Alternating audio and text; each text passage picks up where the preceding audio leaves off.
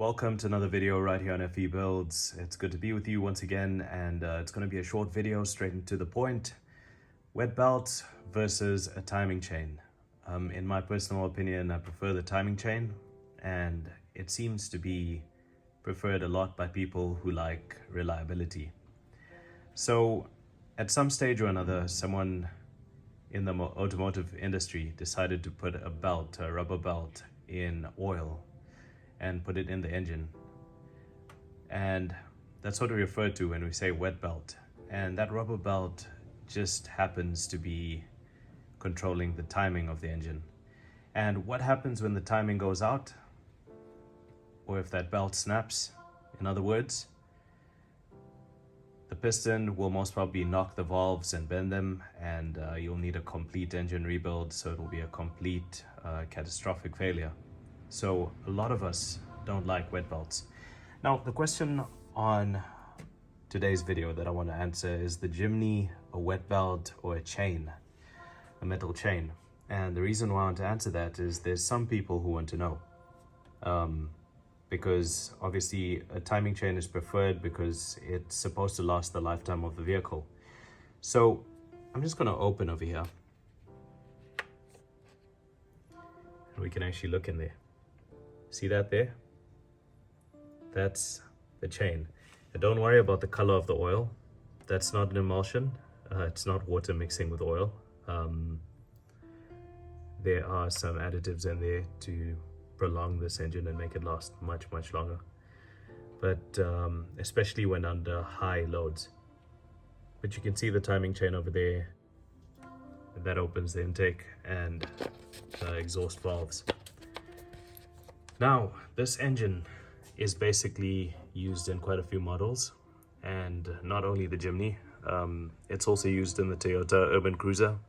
So you might not be able to find a video of a Jimny engine being stripped or being rebuilt, but you can find the same K15B in another vehicle being rebuilt, and you can see a lot of people doing rebuilds on them.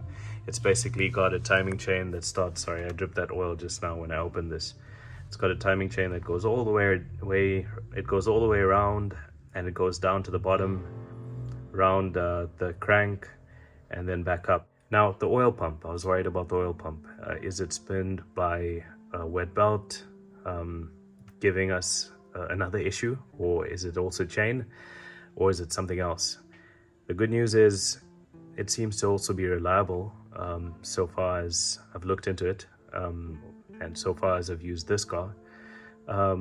It's got sort of like a key shape on it, and it goes over one of the parts that spin, and it's spun by the engine as the engine spins, and you start to see oil come out. So it sits in the cover of the front engine over here, and maybe we can see it somewhat if we look there. I'll just pause this quick and come back with the light. Okay, so somewhere housed in this cover is the oil pump. And to access the oil pump, you have to open the engine, and then I believe this front cover comes off. It splits off over here. As you can see, there's a point there where it connects onto the front, and you'll have to take that off in order to get the oil pump. So one thing that you should always hope that you never have to face in the K15B is oil pump failure. So yeah, to answer your question, long story short, the Jimny has a timing chain, thank God. The downsides of having a wet belt, while we're at it, the belt wears out and small pieces of the belt go down. They clog up the pickup at the bottom in the sump, which gets oil and takes it up. They clog it up. So what happens in wet belt systems is you get a bit of oil starvation. It can also happen in these engines if there's dirt in the oil. So it's very important to do your regular oil changes and your maintenance, and if your car's under warranty, to make sure that you stick with the correct specs and you go in when they call you. But going back to wet belts, you get upper engine oil starvation, and also if you're very unlucky, there's a possibility that belt can snap. And what happens when it snaps is the engine loses its timing, the pistons keep spinning, hit the valves that are opened and bend them. And in order to fix that, you have to take the whole engine apart, check for damage, whatever's damaged. If you've got any bent valves, you most probably have to replace them. And while you're at it, you most probably have to replace the pistons that hit the valves. I do know that there are some aftermarket companies that sell a wet belt to chain conversion kit, but I don't know how that works with a car that's under warranty.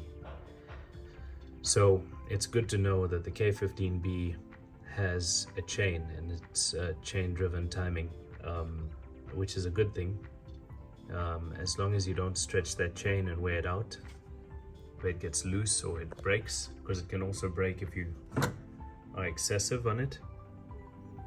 Then it can also cause a failure like what I described with the wet belts. However, these chains are generally considered more reliable and they last usually the lifetime of the engine. So having a chain is quite good. So that's a wrap for this video. I hope it was informative to those who are looking specifically for this information. And I hope it helps. I hope it answers your questions.